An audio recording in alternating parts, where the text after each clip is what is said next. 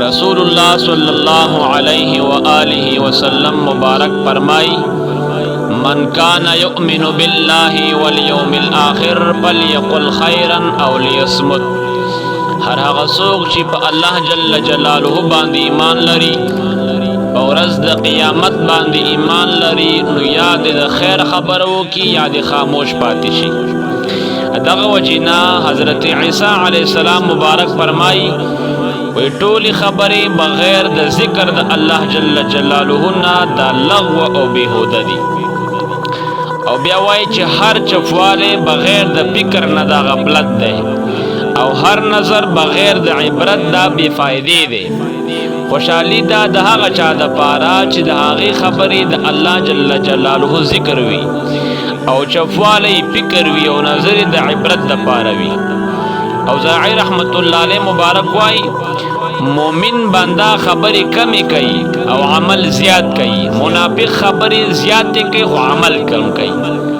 دا د منافق علامه ده چې خبرې به ډېرې زیات کوي خو عمل به کم وي.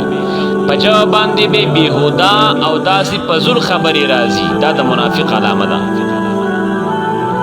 د دې وجې نه نبی کریم صلی الله علیه و آله وسلم مبارک فرمای پنځه څیزونه په منافق کې نه وي. یو په دین باندې پوهه او دویم په ژبه پرهیزګاري. کوم انسان چې منافق وي نو هغه به په ژبه پرهیزګار نه وي، همیشه به په خپله ژبه باندې داسې بیهوده الفاظ وي، داسې بیکاره الفاظ به وي چې د شریعت خلاف به وي. او دریم په مخ کې تبسم او خندا نه وي. د منافق سړي په مخ کې به تبسم او خندا نه وي. او څلورم په زړه کې نور. کوم انسان چې منافق وي نعوذ بالله نو دغه انسان په زړه کې ظلمت وي، نور به پکې نه وي. او پنځم د مسلمانانو سره دوستی او محبت. د ربیع بن خیثم رحمت الله علیه نه روایت شوی دی. هغه وایي چې کله سحر شو نو کاغذ قلم به راوغستل، څه خبره به چې کوله نو په هغې به بیا بیګا سول او فکر کولو. امام فقیه سمرقندی رحمت الله علیه مبارک فرمایي وی همدغه شانته عمل د نیکانو وي چې د خپل ژبې په حفاظت کې تکلیف وباسي او د ځانونو سره په دنیا کې حسابونه وکړي مخکې د دې نه چې په آخرت کې ورسره حساب وشي. ځکه د دنیا حساب د آخرت د حساب نه آسان دی. د ژبې حفاظت په دنیا کې آسان دی، د آخرت د پښیمانتیا نه. بعضو حکماو دا خبر هم ذکر کړې ده چې جاهل په یو څو خصلتونو باندې پیژندلی شي. اول دا چې غصه ورشي بغیر د څه وجې نه، یعنی په انسان او په حیوان او په هر څه ورته مخې ته ورځي نو دا پې بد ګڼي او غصه کېږي به پې. دویمه دا بې فایدې خبرې کول. د جاهل سړي علامه دا ده چې داسې خبر به وکړي چې هغه به د حکمت نه خالي فضول خبره به وي، بې فایدې خبره به دا به جاهلي.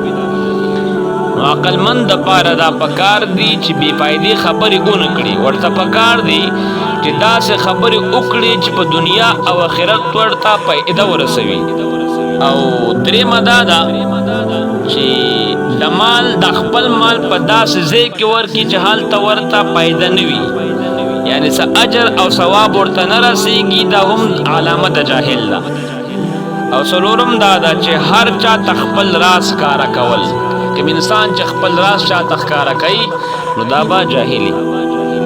او پنځم دا ده چې هر چا باندې اعتماد کول. بعضې خلک وي بس خپل راز او اسرار او اعتماد په خلکو باندې کوي، نو دا د جاهل علامه ده. شپږم چې خپل دوست او دشمن نه پیژني، یعنی ورته د خپل دشمن پیژندل پکار دی چې دغه خبره ومني او دشمن دې باره پیژندل پکار دی چې ځان ترې نه وساتي. کوم انسان چې دوست وي نو باید چې خبرې ومنلی شي، او کوم انسان چې دوست وي نو باید چې هغه نه ځان وساتلی شي. د حضرت لقمان حکیم رحمت الله علیه یو حبشي غلامو اول حکمت داو چې خپل مولا ورته ویل چې چیلې حلال کړه غوښه بهترین حصه مونږ ته راوړه. نو هغه جب وزره ورته راوړل. یواري ورته بیا ویل چې دا چیلۍ حلاله کړه او د دې د غوښې بدترینه حصه راوړه. نو هغه جبه او زړه ورته بیا راوړل. نو مولا ورنه تپوس وکړو د دې باره کې چې دا اول ځل دې هم جبه او زړه راوړل او دویم ځل دې هم جبه او زړه راوړل دا ولې؟ نو حقي هغه غلام ورته وایي په بنده په انسان کې او په حیوان کې دا دو ټوکړي دي که چېرته دا دو ټوکړي صحیح شي نو ټول اندامونه صحیح وي او که چېرته دا دو ټوکړي فاسدې شي نو بیا ټول اندامونه فاسدېږي. نو اشاره دې خبرې ته ده چې انسان د خپل ژبه په حفاظت کې د الله جل جلاله په ذکر باندې مشغوله کړي. د داسې خبرو نه اجتناب وکړي، ځان ترېنه وساتي چې خبره فایده نه رسوي. چې کومه خبره کې فایده وي د دنیا او د آخرت باید چې په خپله ژبه باندې هغه خبرې وکړي. بعضو حکماو د خاموشۍ باره کې 2000 فایدې ذکر کړي دي او دا ټولې په 2 خبرو کې راجمع شوي دي.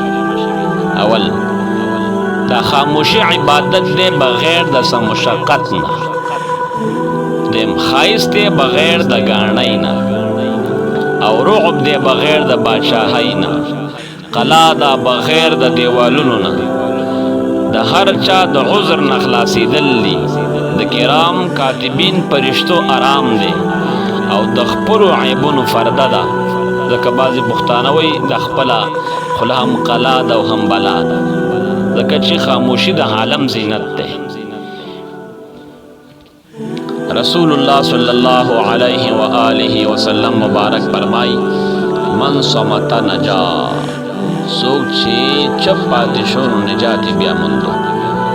نو د خپلې ژبې حفاظت په هر انسان باندې لازم دی چې د خپلې ژبې حفاظت وکړي، د الله جل جلاله په ذکر باندې مشغوله کړي، د قرآن عظیم شان تلاوت پې وکړي. ابو سعید خدری رضی الله تعالی عنه مبارک وایي رسول الله صلی الله علیه وسلم مبارک ته یو شخص راغی، ورته یې ویل یا رسول الله صلی الله علیه وسلم ما ته داسې وصیت وکړه. نبی کریم صلی الله علیه و آله وسلم مبارک ورته وفرمایل چې د الله جل جلاله نه یریږه، ځکه د رب کریم نه یریدل دا د ټولو نیکو مجموعه ده. او بیا ورته دا وفرمایل چې د خپلې ژبې حفاظت دې وکړه. معاذ بن جبل رضی الله تعالی عنه مبارک چې کله رسول الله صلی الله علیه و آله وسلم مبارک یمن ته لیږلو، نبی کریم علیه الصلاۃ والسلام مبارک ورته دا وصیت کړی چې ای معاذ د خپلې ژبې حفاظت وکړه. معاذ مبارک ورته وفرمایل وصیت راته نورم وکړه. نبی کریم صلی الله علیه وسلم مبارک ورته وفرمایل ای معاذ د خپلې ژبې حفاظت دې وکړه. دا خبرې ورته 3 ځل وکړله. په اخره کې ورته وایي رسول الله صلی الله علیه وسلم مبارک مور در باندې بوره شه، د خپلې ژبې حفاظت وکړه. رسول الله صلی الله علیه وسلم مبارک د خپلو صحابه کرامو ته دا تعلیم ورکړی دی، تبلیغ ورته کړی دی چې د خپلې ژبې حفاظت وکړي. او کوم انسان چې د خپلې ژبې حفاظت وکړي الله جل جلاله به دنیا او آخرت کې کامیاب ساتي. حضرت عیسی علیه السلام مبارک فرمایي وی تاسو بغیر د الله جل جلاله د ذکر نه نور خبرې ډېرې مه کوئ. که تاسو ډېرې خبرې کوئ نو زړونه به ستاسو سخت شي او سخت زړه د الله جل جلاله نه ډېر لرې دی. مګر تاسو نه پوهیږئ، ځینو صحابه ویلي دي کله چې ته وویني چې زما زړه سخت شوی دی او بدن کې سپکوالی محسوس کړي او رزق کې محرومي محسوس کړي، نو پوه شه چې تا به یې بې فایدې خبرې کړي.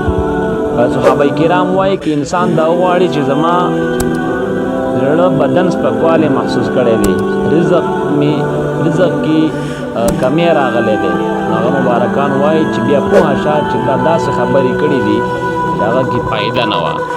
الله جل جلاله دې مونږ ته د اذکارو توفیق را په نصیب کړي او الله جل جلاله دې مونږ ته رسول الله صلی الله علیه وسلم مبارک په نقش قدم باندې تلل را په نصیب کړي.